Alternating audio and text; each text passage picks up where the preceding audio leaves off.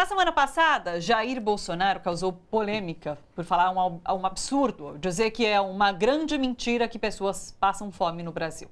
Questionado, ele recuou e afirmou que alguns passam fome. Bom, mentirosa é a declaração de Bolsonaro. No Brasil, 2,5% da população passou fome em 2017. Isso corresponde a 5,2 milhões de pessoas. Lembrando que o Brasil só saiu do mapa da fome em 2014, quando o índice caiu para 3%. Aliás, relatório da Organização das Nações Unidas para a Alimentação e a Agricultura mostra que a fome aumentou no mundo inteiro e esse é o terceiro ano consecutivo com aumento desse número. E a principal causa, crise econômica. Para conversar sobre essa situação, a gente está aqui com o pesquisador André Luzzi, que foi coordenador-geral da Ação da Cidadania contra a Fome, a Miséria e pela Vida em São Paulo. O Marcelo Manzano, economista e pesquisador do Centro de Estudos Sindicais e de Economia do Trabalho da Unicamp. E Mônica Jorge, nutricionista e representante da USP no Conselho Estadual de Segurança Alimentar e Nutricional, o CONSEA São Paulo. Sejam muito bem-vindos aqui ao Bom para Todos, pessoal. Então, um debate incrível com representantes sensacionais. Bom, eu quero começar então repercutindo uma fala que é do diretor da Organização das Nações Unidas para a Alimentação e Agricultura. Ele foi diretor até o mês passado, na verdade, que é o engenheiro agrônomo José Graziano. E ele afirmou o seguinte, que não se combate a fome dizendo que ela não existe. E a gente tem visto que é uma prática comum desse governo. Então, não tem desmatamento, não existe. A questão da... Qual foi a outra mesmo que ele falou? Desemprego. O IBGE soltou... Não, é mentiroso, não tem desemprego dessa forma no país. E eu queria saber qual foi a primeira reação quando vocês ouviram Jair Bolsonaro falando que não há fome no Brasil. Pessoas que lidam com isso. Qual foi a reação imediata? Vou começar com a Mônica? Bom, acho que foi, de fato, uma reação de espanto diante de uma afirmação dessas, porque acho que nós todos que estamos aqui, que trabalhamos um pouco com isso, que temos informações, que lidamos com dados, entendemos que isso não é verdadeiro. O que a gente pode afirmar, sim, é que, se a gente pensar do fim dos anos 90... para o início dos anos 2000 e até o final da última década, é lógico que nós tivemos um grande avanço na redução do que a gente pode chamar de fome, se a gente quiser conceituar um pouco isso, e até nos indicadores um pouco mais precisos disso, que é por exemplo, a prevalência de desnutrição no país. Sim. Então, é lógico que houve um avanço em função de algumas políticas públicas assim, que nós tivemos nas últimas décadas. Então, isso é verdadeiro em determinada medida, mas mesmo os dados que se apresentam de que a gente ainda tem um percentual considerado relativamente baixo, o que se mostra agora é uma média. Porque sim, esse percentual que é apresentado, ele é uma média, porque se você pensar em determinadas comunidades no país, como as comunidades indígenas e quilombolas, esse percentual sai dessa faixa de 2%, 1,6%, 1,8%, sai dessa faixa e vai para uma faixa de 26%, puxa, de 15%. Sim. Então, quando a gente fala de média no Brasil, é uma coisa complicada numa população grande como a nossa, né? Sim. Então, acho que isso realmente não corresponde. É preciso pontuar muito bem, saber do que é que nós estamos falando. Sim. Né? Agora você falou sobre essa questão das políticas públicas. Esse avanço nesses últimos anos se deve a políticas públicas? Porque tem uma discussão grande na sociedade de que não tem comida para todo mundo. Isso não é verdade, né? Não é. Boa tarde. E a fala do presidente, ele traz indignação, mas ao mesmo tempo a gente tem que olhar até com uma certa oportunidade. Sim. Porque ele levanta a bola para a gente discutir um tema que ele queria silenciar. Tanto é que no primeiro dia de governo ele acabou com o Conselho Nacional de Segurança Alimentar e Nutricional, o CONSEA. Então já mostra que esse governo não está preocupado para implementar políticas públicas que garantam uma boa alimentação saudável e adequada para todos, como um direito. Então, isso é uma oportunidade para a gente colocar essa agenda em todos os espaços públicos.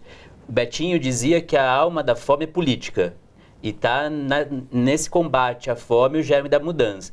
Então, abre para nós uma possibilidade enorme de dizer esse governo não está comprometido com as políticas sociais, ele está apartado da população.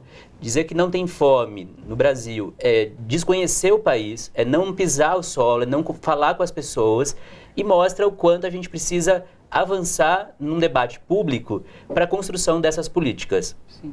Quais foram os ganhos nos últimos anos? Nós construímos um Plano Nacional de Segurança Alimentar e Nutricional, conseguimos construir com muita energia, com muitos atores sociais, o SISAM, que é o Sistema Nacional de Segurança Alimentar e Nutricional, e que infelizmente está sendo desconstruído porque ele acabou com o Conselho e esvazia essa possibilidade de uma política articulada. Sim.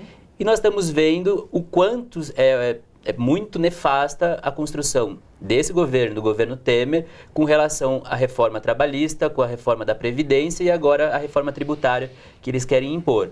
Ou seja, tudo isso leva a mais exclusão, mais desigualdade social, concentração de renda e dificuldade no acesso equânime aos alimentos saudáveis. Então, essa é um pouco a bomba relógio que eles estão construindo e que, de fato, em pouquíssimo tempo, em 2 anos, a gente já percebeu quantas pessoas voltaram para a linha da miséria, Claro. quantos idosos estão sofrendo mais para poder ter uma alimentação adequada e as mulheres e as crianças como mais uma das vítimas desse flagelo da fome que é humano e que é intencional e responde a um interesse político, a um projeto de nação que eles querem construir. Claro.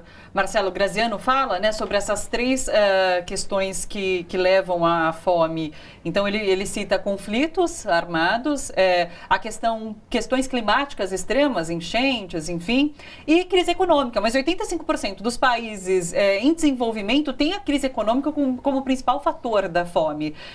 E a gente está vivendo uma grande crise econômica. Então, é uma situação complicada para se falar que não tem fome. Pois não, que tem fome é evidente. Quer dizer, os próprios números do Ministério da Saúde, o DataSUS, informam que a cada dia morrem no Brasil 15 pessoas por desnutrição. Né? Quer dizer, dizer que não existe fome é uma ofensa. Pois é. Né? Principalmente uma irresponsabilidade absoluta. Mas, evidentemente, a fome tem muita relação no Brasil com a pobreza. Né? Há uma correlação muito grande entre fome e pobreza extrema. Né? O que torna esse quadro ainda mais lamentável e vexatório é que nós somos o maior produtor de alimentos do mundo. Quer dizer, no país que produz a maior quantidade de alimentos do mundo, celeiro do mundo, né? Exportador de alimentos, isso é o nosso, né, um grande, inclusive o Bolsonaro representa em muitos desses setores. Neste país a fome avança, né, avança, é isso que a gente estava vendo nos últimos anos. Não é a produção de comida, é você conseguir pagar pela comida de fato, é você ter dinheiro para comprar comida. Para comprar comida. A estimativa é de que no Brasil existem 9 milhões de crianças na faixa de crianças e adolescentes de 0 a 14 anos na extrema pobreza. Né, e quando a população em extrema pobreza, muito provavelmente, passa fome. Né? Há uma correlação direta. É muito grave. Eu queria só lembrar também, em relação ao que falou a professora Mônica, os dados médios enganam muito. Né? O próprio estado de São Paulo, que é o estado mais rico da nação, aparentemente tem dados muito positivos. Mas se a gente for para a região onde onde foi criado o Bolsonaro, a região do Vale do Ribeira, a fome lá é extremamente alta. Né? A revista Exame, por ocasião dessa manifestação dele, fez uma reportagem visitando moradores do Vale do Ribeira e revela casos terríveis de pessoas, famílias que têm 3 ovos para dividir entre 7 pessoas numa refeição. Né? Isso no estado mais rico da nação. Então, assim, produtor de alimentos, etc. Então, é um problema eminentemente político, né? Que reverbera no campo econômico e produz um quadro injustificável. Por isso que é sempre interessante a gente jogar esse debate para o campo dos direitos. Sim. Quando a gente fala do direito humano à alimentação, é estar livre da fome e, ao mesmo tempo, ter acesso a uma alimentação saudável e adequada.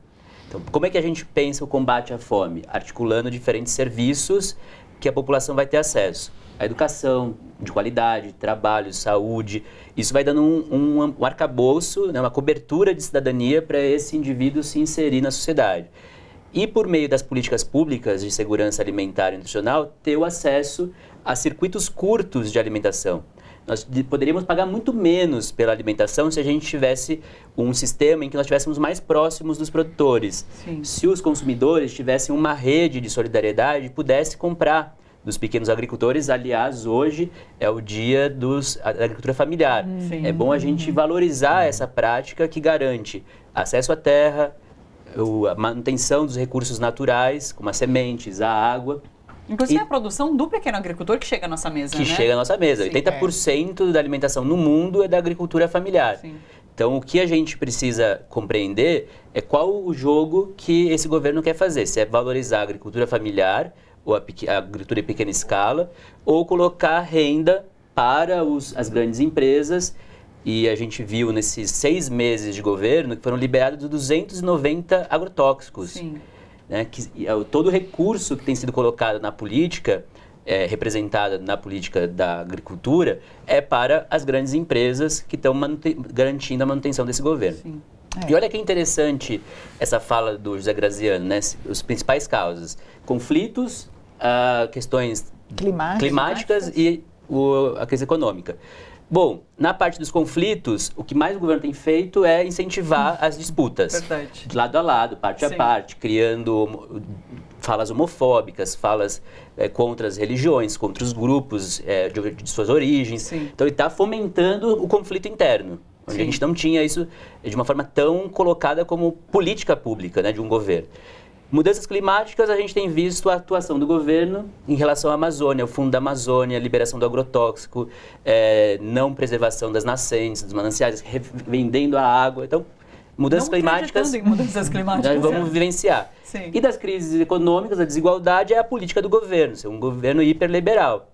Então, essa fórmula que o Graziano falou é o que nós vamos vivenciar nos próximos 10, 15, 20 anos. Sim. É cada vez mais pessoas na pobreza, mais pessoas passando fome e sem o amparo do Estado, porque diminuíram o SUS, vão diminuir o SUAS, Sistema Único de Assistência Social, e o Sistema de Segurança Alimentar já acabaram. Sim.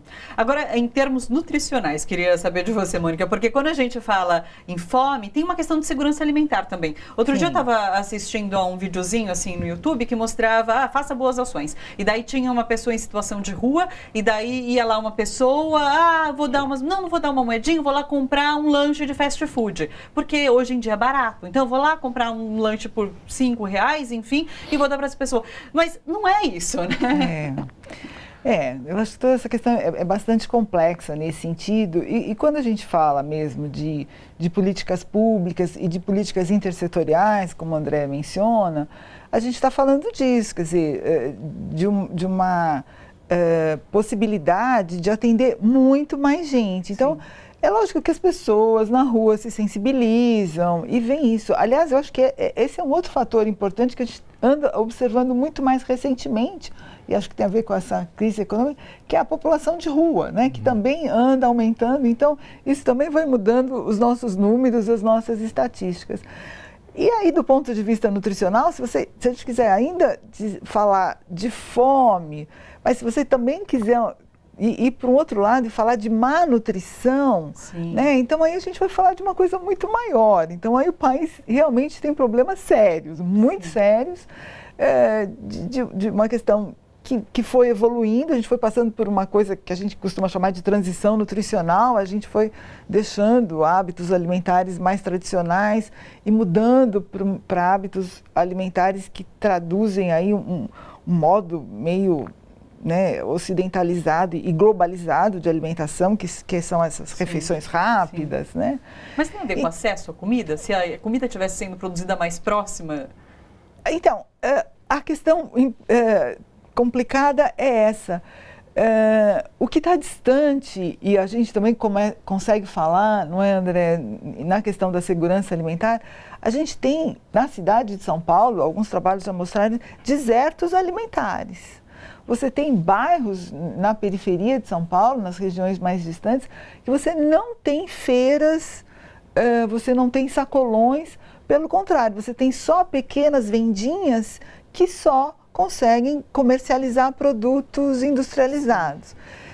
Então, o acesso à alimentação de boa qualidade também é uma grande dificuldade. Quer dizer, a gente tem questões do ponto de vista do acesso e da capacidade de compra dos indivíduos, que é muito complicada. E é muito curioso que as pessoas têm que perceber que se é um tema tão complexo, a solução não será simples. Não será simples. Ela é combinada. Vai ter que ter uma discussão sobre acesso aos alimentos saudáveis, vai ter que ter um trabalho forte de educação alimentar, e a alimentação escolar é um espaço importante para isso. Por exemplo, o Programa de Alimentação do Trabalhador, todos esses programas de uma estrutura robusta ajuda a formar esses hábitos alimentares saudáveis. Sim. E, por outro lado, garantir uma rede de equipamentos públicos, como os restaurantes populares, cozinhas comunitárias, espaços de trocas de sementes, os bancos de alimentos, toda essa rede de equipamentos públicos que ajudam a construir uma política de abastecimento e de combate ao desperdício.